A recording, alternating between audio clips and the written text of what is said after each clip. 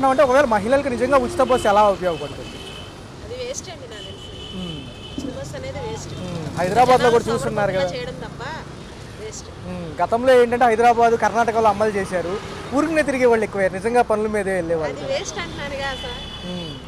Madam మరి ఉగాది నుంచి మహిళలకి ఏదైతే చెప్పారో 1500తో పాటు విద్యా దీవెన వసతి దీవెన తల్లికి వందనం ఏమో జూన్ నుంచి అంటున్నారు. అంటే 15,000 అన్నారు కదా, వస్తాయి అంటారా? పర్లేదా? ఖజానాలో డబ్బులు లేవని ఒక పక్క, వస్తే బాగుంటుందని ఒక పక్క. మేము అదే ఆలోచిస్తున్నాం అసలు. ఈ పెరిగిన రీచ్ ధరలు ఎలా అనిపిస్తున్నాయి? చాలా రేట్లు పెరుగుతున్నాయి. సామాన్య మానవులు తినాలంటే మాత్రం కష్టం చాలా. వీటితో పాటు కరెంట్ ఛార్జీలు ఇంకా అసలు చెప్పనవసరం లేదు. ఇంకా అది మేడం ఏమంటున్నారంటే గతంలో కరోనాలో కూడా పథకాలు అప్లై అయినాయి, ఇప్పుడు అప్లై చేయండి నేను జనంలోకి వస్తానని జగన్ గారు అంటున్నారు. అప్పుడేమన్నా అందినాయా మీకు? లేదండి, కరోనా సమయంలో కూడా పథకాలకు బాగానే అందినాయి. సో చూసుకుంటే ఏమేమి వచ్చినాయి అప్పుడు సుమారు? సరుకులు కానీ బాగానే కొంచెం పర్లేదు. ఇప్పుడు మరీ ఎక్కువ రేట్లు అయిపోయినాయి కదా. కందిపప్పు కానీ బియ్యం కానీ ఎంత రేట్లు ఉన్నాయి. 100 రూపాయలు లేదు ఈ రోజుల్లో, ఏమీ లేదు. జనాలకి ఖర్చులు పెరిగినాయి కానీ జీతాలు పెరగట్లేదు. మెయిన్. ఎలా ఉంది మేడం? ఎలా మెయింటైన్ చేస్తున్నారు మరి మంత్లీ ఇచ్చేతలకి ఇవన్నీ? ఏం చేస్తాం మరి, మధ్యతరగతులు బతకాలంటే ఏదో ఒకటి చెయ్యాలిగా. ఇద్దరు కష్టపడుకుంటే కానీ రావదు. మేడం మరి చూస్తే 4 years అభివృద్ధి అంటున్నారు, సంక్షేమం కోసం చూసే వాళ్ళు ఏమో లేట్ అయిపోతుంది అంటున్నారు. సంక్షేమం ఏమో తెలియదు కానివ్వండి, ఈ రేషన్ కార్డులని ఇవని అవని ఒక 2.5 ఏళ్ళు ఇలా గడిపేస్తారు. తర్వాత 2.5 ఏళ్ళు ఏముండదు. తర్వాత మళ్ళీ ఎలక్షన్లు అంటారు. ఇక మళ్ళీ మామూలే ఇంకా అవన్నీ. పాత పార్టీ ప్రముఖులందరూ ఏంటంటే అవి చేస్తారు ఇవి చేస్తారని చెప్పేసి అనుకుంటున్నారు కానీ ఏమీ అవ్వట్లేదు కూడా. గత ప్రభుత్వ నాయకులను అరెస్టులు చేస్తూ ఈ హడావుడే సరిపోతుంది. మొన్న వల్లభనేని వంశీ గారు, మళ్ళీ కొడాల నాని గారు అంట రెడ్ బుక్ అంటున్నారు మాట్లాడితే. అసలు చెయ్యాల్సినవి చేయకుండా వేరే అన్ని చేసుకుంటా వస్తున్నారు. అవసరమా అరెస్టులు చేసుకుంటే? అవసరమా? జనాలకు చెయ్యాల్సింది చెయ్యాలి కానీ. పవన్ కళ్యాణ్ గారు ఏం సైలెంట్ అయిపోయారు, అసలు ఏం మాట్లాడుతున్నారు? అదే అర్థం కావట్లేదు. మహిళలకు అండగా ఉంటారన్నారు. కిరణ్ రాయల్ గారి వ్యవహారం చూస్తున్నారు, మహిళలను ఇబ్బంది పెడుతున్నారు. తిరుపతి ఇన్ఛార్జ్ అని ఒక ఆయన. సో మహిళలకి ఇంకేం చేస్తే బాగుంటుంది అంటారు? ఎందుకంటే కొంచెం రాయితీలు ఇస్తే బాగుంటుంది. స్టేట్కి ఇంకా ఏమీ రాలేదు కదా. ఎందుకండి ఎవరు కష్టపడుకోవట్లేదు, అందరూ కష్టపడుకుంటున్నారు కదా. రాయితీలు ఎందుకు? తగ్గించండి. రేట్లు ఆకాశాన్ని నడుస్తున్నాయి, అవి తగ్గిస్తే చాలు. బతుకుతారు, అందరూ బతుకుతారు. రాయితీలు ఇచ్చి ఇవన్నీ వేస్ట్. నేను చెప్పినట్టు చేశాను, కొంతమందికి అందుకుపోవచ్చేమని జగన్ గారు అంటున్నారు. మరి వాలంటీర్లు కూడా లేరు ఏదన్నా అడుగుదామంటే. అసలు నాకు తెలిసి అయితే వాలంటీర్లు కూడా అనవసరం అండి. ఎవరు సరిగ్గా చెయ్యట్లా. వాలంటీర్లు ఎవరు చెయ్యట్లా. ఓకే, అంటే మేడం కూటమి ప్రభుత్వం వచ్చి ఇప్పటికి 8 నెలలు అవుతుంది, ఎలా అనిపిస్తుంది? పర్లేదా? మెరుగుదల అయితే ఏమీ లేదండి. మధ్యతరగతి వాళ్ళ పరిస్థితి అదే అలాగే ఉంది. ఉచిత బస్సు అన్నారు, కరెంట్ ఛార్జీలు తగ్గిస్తా అన్నారు, పెంచారు. ఇంకా ఏం లేదు అసలు. ఎలా ఉంటుంది మేడం? ఎందుకంటే ఎంతసేపటికి పోలవరం వాటి మీద ఆధారపడే పిల్లల్ని చదివించుకుంటున్నారు, అది లేదు. అప్పులు చేసి మళ్ళీ కట్టుకోవాల్సి వస్తుంది. ఫీజు రీయింబర్స్మెంట్ అన్నారు, గ్యాస్ సిలిండర్ ఉచితం అన్నారు, అది ఒక్కొక్కరికి పడట్లేదు, ఒక్కొక్కరికి పడుతుంది. అదేమంటే అక్కడికి వెళ్ళండి ఇక్కడికి వెళ్ళండి అంటున్నారు. అసలు సమాధానం చెప్తున్నారు సచివాలయం? చెప్పట్లేదు. కొత్త రేషన్ కార్డులు అన్నారు కానీ వరద బాధితులకే పడలేదండి. ఇప్పుడు ఇంటి పనులు వచ్చినాయి, వరద బాధితులు లేనప్పుడు వరద బాధితులు మ్యాపింగ్ లో లేరు జనాలు. అయ్యో, మరి ఇప్పుడు ఇంటి పనులు వచ్చేసరికి ఎలాగొచ్చారు? మ్యాపింగ్ లోకి ఎలాగొచ్చారు? ఇంటి పనులు వాటర్ బిల్ ఎలాగేస్తున్నారు? అప్పుడు మ్యాపింగ్ లో లేరు. ఏం లేవండి. కంటిన్యూ మాఫీ అన్న ఉంటే అవి అన్న చేస్తున్నారేమో, అవి కూడా చాలా వరకు ఆగిపోయినట్టున్నాయి. ప్రెసెంట్ అయితే ఓన్లీ ఇప్పుడు ఏళ్ళు కనుక్కోవడం సరిపోతుంది. అరెస్టుల పర్వం ఎక్కువగా ఉంది. కొంచెం చూసుకుంటే మొన్నటి నుంచి కూడా అరెస్టుల పర్వమే ఉంది. నుంచే కాదు, ఆల్మోస్ట్ ఆల్ 8 months కూడా అదే జరుగుతుంది. ఈ పాత ఏంటంటే పెన్షన్లు అయ్యే కొద్దిగా జరుగుతున్నాయి తప్ప అభివృద్ధి అనేది అమరావతి మీద తప్ప ఇంకెక్కడా లేదు. ఒకవేళ పథకాలు ఉగాది నుంచి ఇస్తానంటున్నారు, మళ్ళీ ఖజానాలో డబ్బులు లేవచ్చేదాకా రావాలిగా. ఏదన్నా బై హ్యాండ్ వచ్చేదాకే కదా. సార్ చూసుకుంటే ఈ జగనన్న 2.0 మళ్ళీ జనంలోకి వస్తామంటున్నారు, ఒకవేళ వర్కౌట్ అయితే చెప్పలేమండి. ఎవరు ఇది ఆ టైంకి ఇంకా 4 years ఉంది కదా. ఏంటి సార్ పవన్ కళ్యాణ్ గారు ఉంటారా లాస్ట్ వరకు, లేకపోతే బీజేపీ తీసుకెళ్ళిపోతుందా? అది చెప్పలేదు. ఎందుకంటే ముగ్గురు టైప్ అయింది, ఏ రోజు ఎలా ఉంటుందో తెలియదు. ఒక ఇంట్లో ఉన్న ముగ్గురు అన్నదమ్ములు ఒకలా ఉంటారు, ఒకట్లు ఎలా ఉంటారు. సార్ అంటే పెరిగిన ధరలు, నిత్యావసర సరుకులు ధరలు బాగా పెరిగినాయి. లాస్ట్ తో పెట్టుకుంటే ఇప్పుడు మటుకు బాగా సార్ 4 years లో అమరావతి పోలవరంతో పాటు కంపెనీలు అంటున్నారు కదా, ఈసారి ఎలా చెప్తాగా బై హ్యాండ్ వచ్చేదాకా మీరు ఏది నమ్మడానికి లేదు. చేతిలో పడితేనే కదా.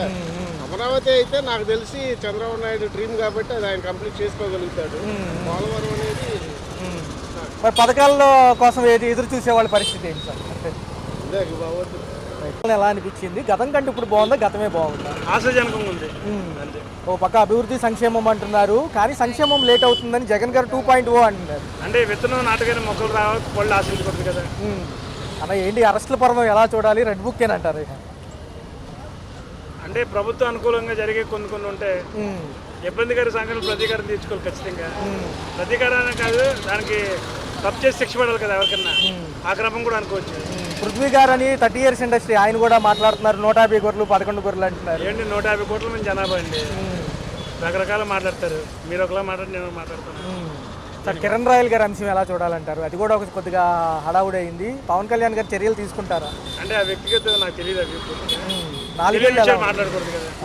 4 ఏళ్ళు ఎలా ఉండబోతుంది చూడాలి. బాగుంటుందనే ఎంచుకున్నాం కదా. ఉగాది నుంచి పథకాలు అంటున్నారు, అవుతాయా? ఎందుకంటే ఖజానాలో డబ్బులు లేవు కదా. అవుతాయంటే ఒక సామాన్యుని ఏం చెప్తాను, మీరేమనుకుంటున్నారు అసలు? వెయిట్ చూడాలనిపిస్తుంది. అంతే సేమ్. సో కేంద్ర సపోర్ట్తో ముందుకెళ్ళిపోతామా 4 years?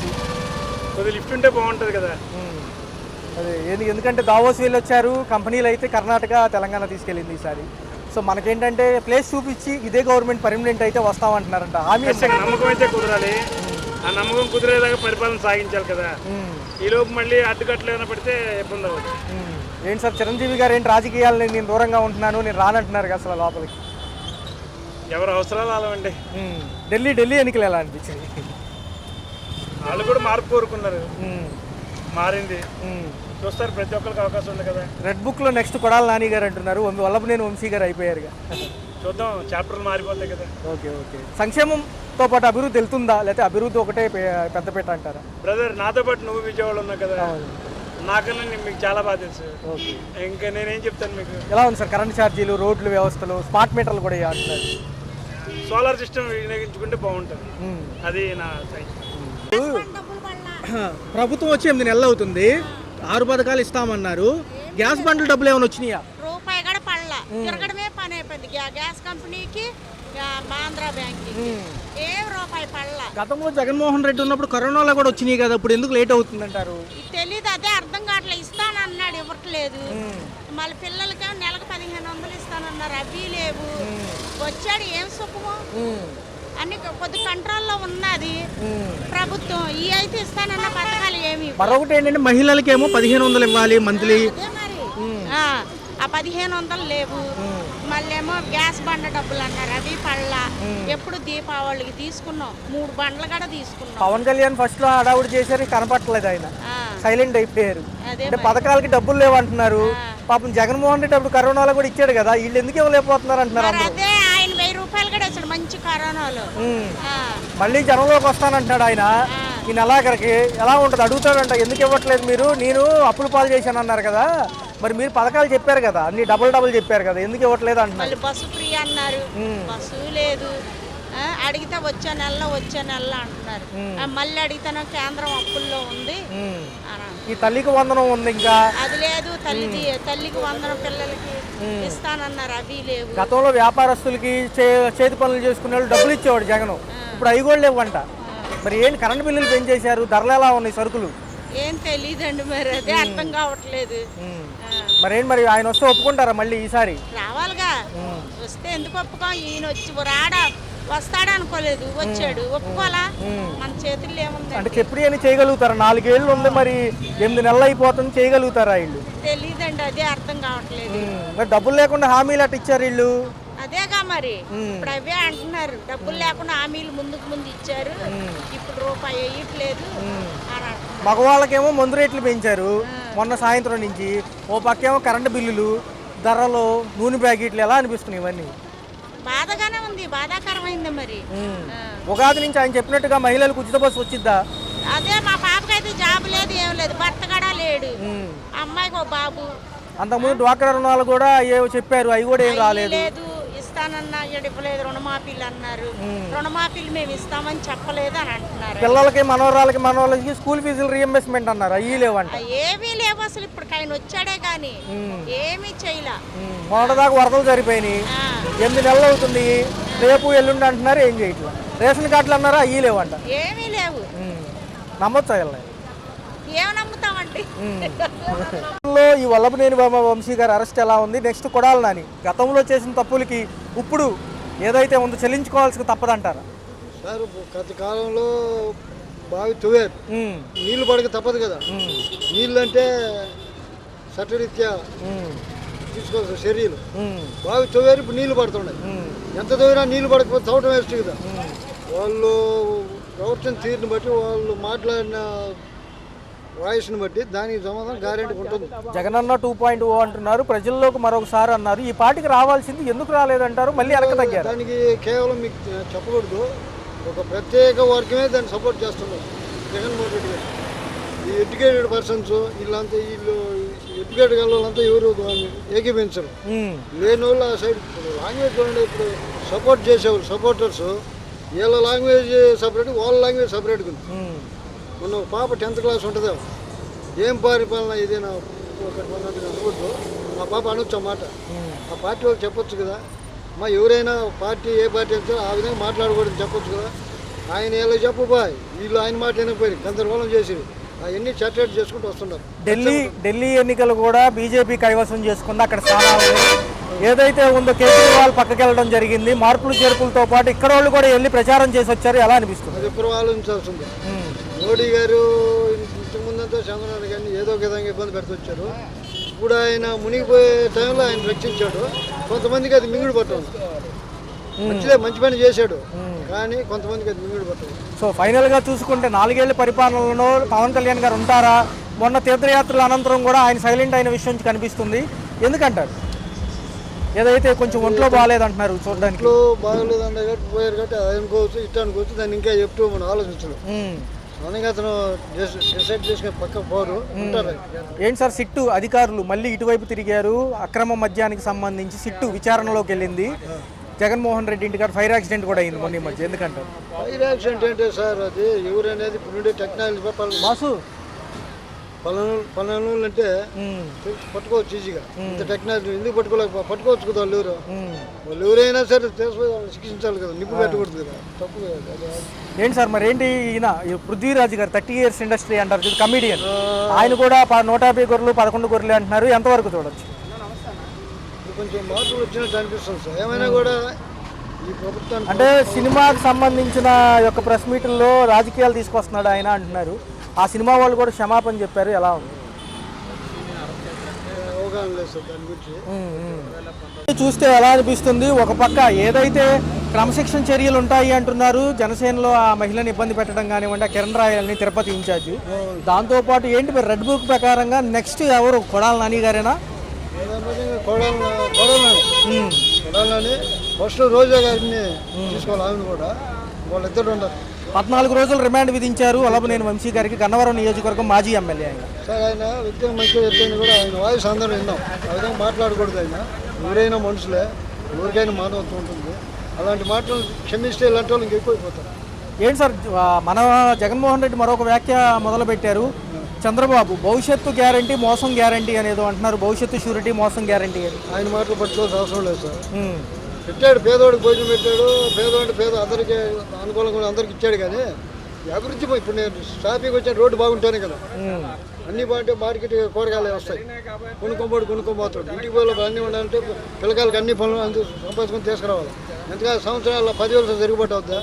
దీన్నే నమ్ముకుంటే ఇంకా ఆయన్ని నమ్ముకొని ఆయన ఇస్తే మనం బతకాలనే స్టేజ్కి వస్తుంది జగన్మోహన్ రెడ్డి. సార్ ఏంటి సార్, వాట్సాప్ గవర్నెన్స్ అని వాట్సాప్లోనే అన్ని సేవలు పొందొచ్చు అన్నారు. మంచిదే, కానీ అది సబ్సిడీ కావడం చాలా లేట్ అవుతుంది, కష్టం. నాకు కూడా కష్టం వాస్తవం చెప్పాలంటే. సబ్సిడీ అయితే మంచిదే టెక్నాలజీ. 4 ఏళ్ళు భవిష్యత్తు ఎలా ఉంటుంది? నిధులైతే మళ్లించడం సంక్షేమానికి, దానికి కుదిరినప్పుడే ఇస్తానని బాబు గారు అంటున్నారు. ఈ ప్రజలు అర్థం చేసుకోవాలి. నిధులు ఆయన కూడా మళ్లించ వచ్చేదని పంచవచ్చు, ఖచ్చితంగా అందరూ అడగదేనా విదేశాలు పోయి పనుల కోసం పోవాలి. నేను పంచకుండా వచ్చిన అభివృద్ధిలో కొంచెం చేస్తుంటాను. కొంచెం సమయం పాటించుకొని ఆయన చెప్తున్నాను. పాల్ గారు కూడా నేను జగన్కే సపోర్ట్ చేస్తానంటారు. ఏమైనా పదవి కావాలంటారు ఆయనకు కూడా? ఎవరైనా పాల్, కేఏ పాల్ ఆయన మాట తీసుకోకూడదు సార్. ఆయన అటు ఇటు మాట్లాడుతుంది. కేఏ పాలు వ్యక్తిగత మంచోడైనా కూడా ఆయన మాట పట్టుకోవాల్సిన అవసరం లేదు. చిరంజీవి గారు మొన్న ఒక మీటింగ్లో సింహాసభలో మాట్లాడుతూ నేను రాజకీయాలకు దూరంగా ఉంటాను, రాజకీయాల్లోకి రాను అంటున్నారు. ఏంటి కొత్త అంశం ఏంటి? మళ్ళీ ఎవరు అడిగారు అసలు? ఆయన ఎవరు అడగలేదు కూడా. ఆయన అంటున్నారు సినిమా సమావేశంలో మాట్లాడారు. రాడనుకుంటా ఆయన రాడు. ఈ నాగబాబు గారు వాళ్ళైతే వచ్చారు కానీ చిరంజీవి గారు రారు అనుకుంటా. మరేంటి బీజేపీ తీసుకెళ్ళిపోతుందా పవన్ గారిని? రేపు సీఎం బరిలో ఆయనే ఉంటారు. చేసుకోవచ్చు సార్. చేసిపోయినా కూడా వాళ్ళు ముగ్గురు బాగా పనిచేస్తున్నారు. ఎవరు? పవన్ కళ్యాణ్, నారా లోకేష్, చంద్రబాబు నాయుడు ముగ్గురు పనిచేస్తారు. ఈ మధ్యలో వాళ్ళు దాన్ని పట్టించుకోవాల్సిన అవసరం లేదు, బాగానే చేస్తున్నారు. ఏంటి మరి జగన్ గారు వస్తారా? ఎందుకంటే ఫిబ్రవరిలో కూడా రాష్ట్ర బడ్జెట్ సమావేశాలకు రానని చెప్తున్నారు. మరి ఏంటి, ఏం జరుగుతుంది? ఏందో అసలు ఏం మాట్లాడుతున్నా, ఏం చేస్తాడు అది వీడికి అర్థం లేదు. వచ్చినా మంచిదే, వచ్చి మాట్లాడుకోబోతాడు. ఒకవేళ ఈ లోపల వీళ్ళు చేయలేకపోతే ఆయనకే ఇవ్వచ్చు, ఆయనే రావచ్చు, రాకపోవచ్చు. రావటం మంచిది. 27న పట్టభద్రుల ఎమ్మెల్సీ ఎలక్షన్ ఉంది. మరి ఎలా ఉండబోతుంది? విద్యావంతులు కాబట్టి ఎలా ఉంటారు? ఈ పట్టభద్రులు సిబిఐకి వేస్తారు, కూటమి ప్రభుత్వానికి వేస్తారు. నాకు తెలిసి ఇలా జరిగిందేమో సార్. ఉగాది నుంచి సంక్షేమంలో కొన్ని చెప్పారు. రెండోది ఆల్రెడీ రైతులకు సంబంధించి అన్నదాత సుఖీభవ కేవైసీ మొదలు పెట్టారు. ఏంటి అంటే అప్పుడు కేంద్రం ఇచ్చే డబ్బులతో 2500తో కలిపి వీళ్ళు ఇచ్చే మొత్తం టోటల్గా 20,000 పెట్టుబడి సాయం అంటున్నారు. వచ్చే ఖరీఫ్ నుంచి అమల్లోకి వస్తుంది అంటున్నారు. కావచ్చు, నమ్మొచ్చు. ఏదైనా మనం నమ్మాలి కదా సార్. ఇచ్చే 9 నెలలు అంత అయింది. ఏది అభివృద్ధి కొంచెం కొంచెం చేసుకుంటూ వస్తున్నారు. ఆయన బటన్ ఒకటే చేసింది, మిగతా అభివృద్ధి పనులు చేయలేదు. మరి అది తెలిసి చేసాడు, తెలియక చేసాడు మనకైతే తెలియదు. నెక్స్ట్ వచ్చి ఆయన చేయించామని.